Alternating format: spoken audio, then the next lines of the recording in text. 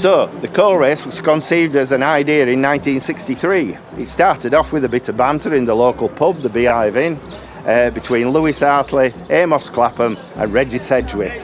Yeah, great granddad was one of the sort of the founders of the race. Him along with a couple others. One of the fellas in the pub was a coalman, and one lad walked in, slapped this other fella on the back, and he said quite heartily, "You look tired," or words to that effect, shall we say.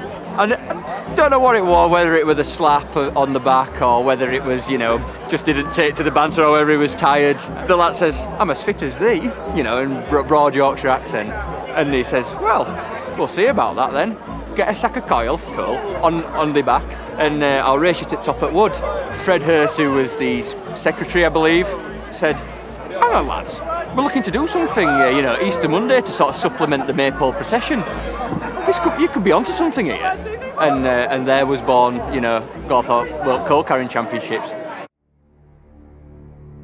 So the coal race, it's a 50 kilogram bag of coal to be carried by men, 20 kilogram bags of coal by women, and it's an uphill course. You carry the coal on your back, over your shoulders. It's a crushing weight that pushes you down. It's very hard to breathe. It's the toughest 4 minutes of your life. It is absolutely horrendous, and it all builds up with the lactic acid pumping through your body, and you're just waiting to black out. It's not nice. The only way to describe it is like a bed of nails, but a weighted bed of nails. Like you've just laid down on it, it crushes all your chest, all your esophagus. So you've constantly got your spine muscles are pulling, your leg muscles are pulling, you're struggling to get a breath in, you don't know where it's going to be comfortable, it all digs into your back and your spine, your neck and your head. Like dropping a ton weight on your back because you're nervous. You're a little bit nervous, a bit tight, and it's just like...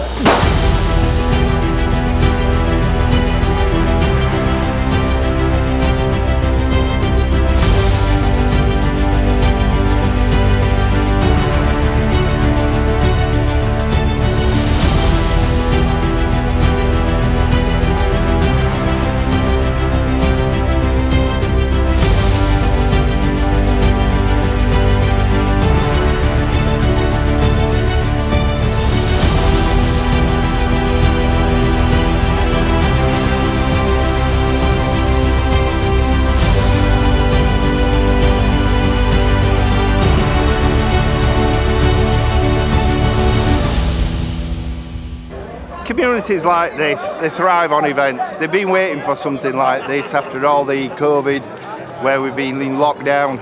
So it's just wonderful to see so many people out in the village enjoying this traditional community event. The reason we're doing the race is in memory of our lovely friend Jared, who sadly lost his life last year. We're feeling kind of ready. We think the morale will carry us through. It's a huge event, isn't it? Yeah, it brings everyone together. And it's well exciting as well to see everyone doing it together. Yeah, it's a really nice community event, and it's like a big part of the calendar for Gawthorpe, really. Yeah. Everyone comes together, it's great. So how do you feel? Unwell. Exhausted. Really. Very proud. Yeah, exhausted, but really proud. It's the hill, it's that big hill near the school, the Killer Hill. It takes some out of you, does that? Really hard, but pushed through, we did it. We've got people from Lithuania, Australia, Canada. We've got a competitor from America this year. It's absolutely phenomenal. It's mind-blowing, really. Yeah. It's one of the best days of the year. It is one of the best days of the year. It's like Christmas Day for the village. This is a really unique event. It's really tough. It's not easy. You're coming through the village, and then you hit the crowd and the barriers, and they really give you that spur on to cross the finish line when your legs are feeling like jelly, when your back's hurting, when your neck's hurting. It's their voices, their cheers that get you to that finish line.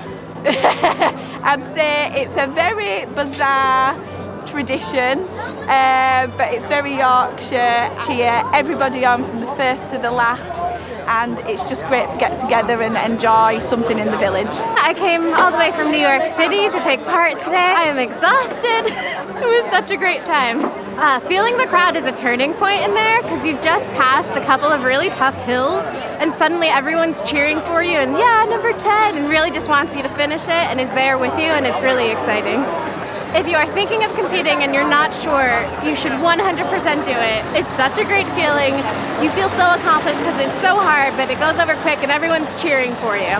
Yeah, I'm running this year for my granddad because I volunteered with him for a lot of years on the wagon. Like, we used to load the coal onto the runners' backs and stuff, and we lost him in last March. He died of an heart attack. And when it came around this year, a lot of my family going, do you want to volunteer this year? Do you want to take his place? And I thought, no. Instead of doing that, like, I will volunteer just every other year after, but what I will do first is I'd like to run it. I made a promise years and years and years ago that I'd run the race.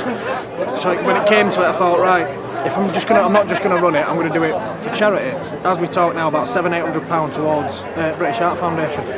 You can hear the people, you can hear all those people really cheering you, and it gives you extra power. Extra power, it did me. I watched my dad in the race and it was really, really brilliant. I was really proud and it was really nice to see him doing something.